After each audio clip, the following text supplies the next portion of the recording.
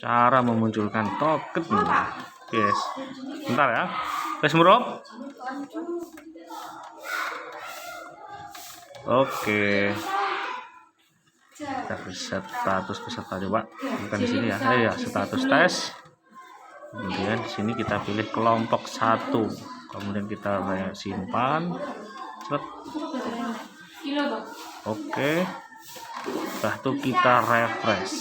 Jadi refresh. Nah, muncul. Jadi sekali status tes. Kemudian kita pilih kelompoknya, kita simpan. Baru kita refresh. Nah, seperti itu cara memunculkan token aplikasi Proktor Anbk 2022. Jangan lupa like, subscribe. Terima kasih. Mantap. Ini kecil, ini pijat.